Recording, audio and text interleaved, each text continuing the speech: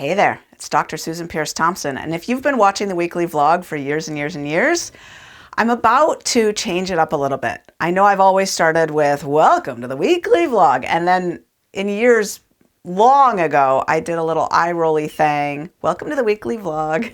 Anyway, I was in California recently with my dear friends Ocean Robbins and Sage Levine, and they both said to me separately, I think you should change up how you start your weekly vlog. It just feels tired. It feels like you've got so much great information in there, but if it's just one weekly vlog after another, it's just going to get lost in YouTube and online. So I'm going to start differently by just telling you what I'm going to cover in that vlog. And in this vlog, actually, stay to the end because it's scholarship time. So if you've been waiting for the scholarship announcement for the next boot camp, that's coming in this vlog. So wait till the end for that. Okay, so let me practice my new beginning. Hey there, it's Dr. Susan Pierce Thompson, and in this week's vlog, I'm going to explain to you why whole wheat flour is a problem for us today, those of us who are more addicted to food, even though when we look back centuries ago, it didn't really seem to be a problem. And this is a great question that was actually sent in by Beth, and she said, though I am convinced that white flour is horrible for your body and for your mind, I am not totally convinced about whole wheat flour. Many, many centuries ago, people ground wheat and other grains to make their own flour. Why was flour not a problem for them? All right, great question, Beth. I've got 3 things to say about this. So first of all, centuries ago, the entire food environment was very different. So whole wheat flour was probably then among the most triggering foods that they had, especially when you pair it with, bread with butter and things like that, which they certainly did. But in addition to that, they were drinking wine, okay, diluted probably, but okay. And then they had a whole bunch of unrefined meats, vegetables, fruits, minimally processed things. They had no industrial ingredients with chemical formulations poured into bags. They weren't eating 50 to 60 to 70 to 80% of their calories as ultra-processed foods. They didn't have drive-thrus to drive through. They still had quite a strong semblance of meal structure where there were times of the day that people ate, breakfast, lunch, dinner, and times of the day where people were not eating, they were working in the fields, they were, doing the work of staying alive, but they were not eating all day, every day. And in the context of that very different food environment, people weren't getting obese and weren't developing food addiction at the rates that we see today, certainly.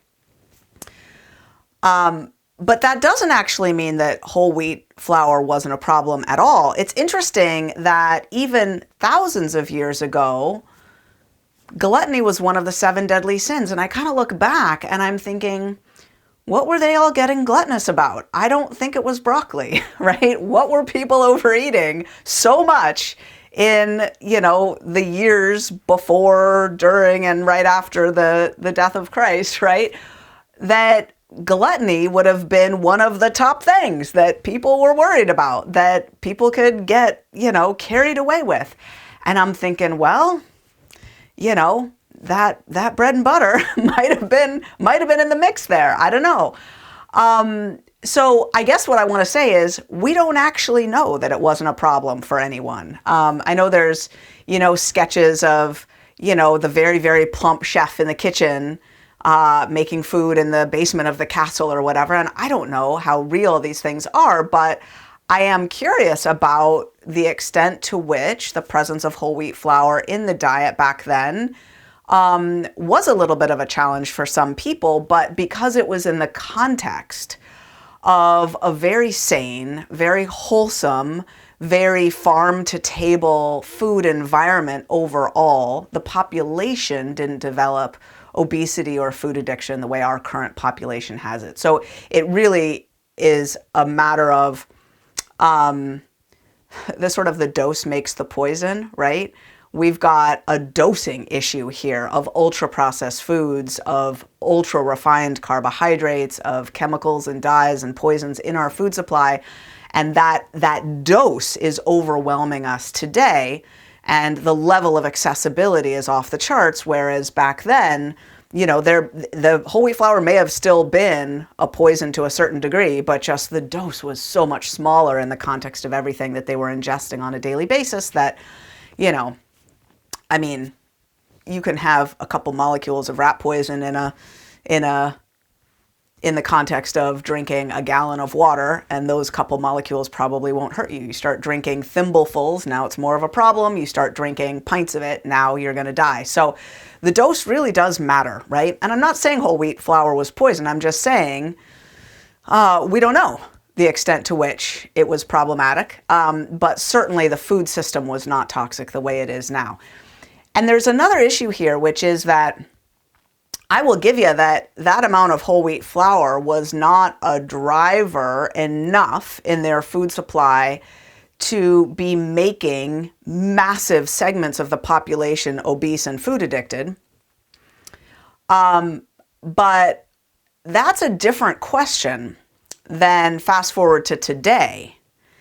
And if you now already are living with a weight struggle, either overweight or obesity, and you're living with that condition, and you're also living with an addictive relationship with food that is already formed, how must you eat today to be healthy, to be free of food obsession, and to recover and let your brain heal, right? Those are different questions. Does a little bit of whole wheat flour in a broad food supply drive massive numbers of people to obesity and to food addiction? Probably not. Once you have food addiction and obesity, can whole wheat flour be in the mix as you try to recover? That's a different question. And I would put honey in that category too. People often ask me about honey. Hey, that's not refined. That's not a fake food. That's not born in a factory and poured into a plastic bag, which is true. And hunter-gatherer peoples will stumble upon some honey and binge their brains out on it. They'll be eating their tubers and their kale and their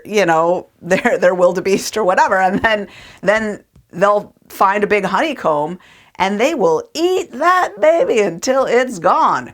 And that's all right. And then they go back to their, there's only so much of it. And so it's really an availability question, an access question, and really a question of what's the rest of the context of the food environment that someone's living in.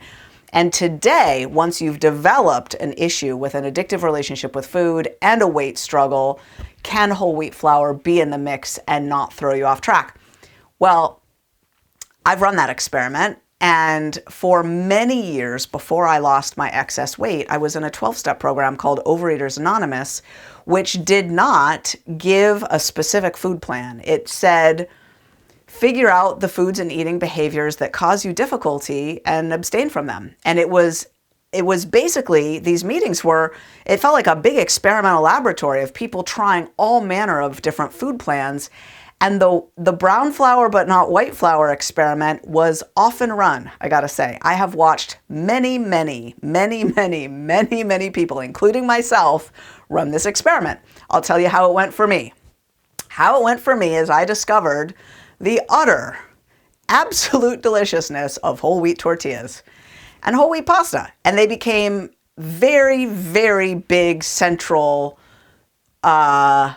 needed, craved, foundational parts of my food plan. And I was eating them all the time. And whole wheat bread and butter, like that, those foods, absolutely, and once you've licensed brown flour, it's very easy to license corn flour. Now you're eating corn chips. It's a slippery slope. And, suddenly Mexican restaurants are hard. Anyway, it just gets challenging. So what I found as I looked around the rooms at Overeaters Anonymous and as I looked at my own experience running that experiment was I did not see people recovering, losing their excess weight and getting mentally free from food obsession, including whole wheat flour in their plan and abstaining from white flour only. I didn't see it. I didn't see the recovery there. I didn't feel the recovery there myself. it was absolutely problematic. Now, the last thing I want to say about this, though, is, as always around here, it depends on how badly your brain has already wired up for food addiction. So take that food addiction susceptibility quiz. Go to foodaddictionquiz.com and see what your number is, because if when you're eating is at its worst, the worst stretch of time that you've ever experienced in your whole life, you project yourself back to that time and you answer those questions and your number comes out as a 5, then I would say, the scale goes up to 10, right? So 5 is right smack in the middle. And I would say, if you're a 5, you do not have food addiction, and whole wheat flour might be able to be a part of your program if you're weighing and measuring and doing bright line eating otherwise, and what you really need to do is lose weight, but you do not have a full-blown food addiction. If your number is 7, 8, 9, 10, in those higher numbers, I would predict that the whole wheat flour experiment won't work for you. That's just my prediction. I don't know. I don't know you. I don't know your specific circumstances. I never deny anyone their research. I myself have hiked through the research Rockies for more years than I care to admit. And the reality is that when we run experiments, we figure it out for ourselves. I do my best to save people that pain and that process when they come in, and I skew my materials toward the brains of people who are 7 and above on that food addiction susceptibility scale. And I say, do not mess with whole wheat flour because it will be problematic. But as I say that, there's an asterisk there. It will be problematic unless you're low on the susceptibility scale. It'll be problematic unless it isn't, in which case I'm wrong. I don't know. Run the experiment. You're responsible for you. I don't know. But I have developed a program in bright line eating that is strong, that is able to take someone who has a pernicious weight struggle, driven by an addictive relationship with food, where there's cravings, there's insatiable hunger, there's losing control over how much you eat once you start to eat, there's food chatter and scale chatter of what do I weigh, what have I eaten, will I, won't I, how many miles, how many calories, how many pounds, that is relentless and exhausting. And for people who want out of that misery, who want a pathway to freedom that works, that is tried and true, that has worked for thousands, the pathway is laid out. Brown flour is not on the plan. And that's because we want to protect the brains of people here who really, really want to prioritize freedom above all else. And so let me transition now to just saying, we have a boot camp cohort coming up in June of 2025. Right now, as I record this vlog, it's May of 2025, and we are opening applications for scholarships right now. The application window is short. We will be accepting applications from Wednesday, May 21st, 2025, until Sunday, May 25th, 2025.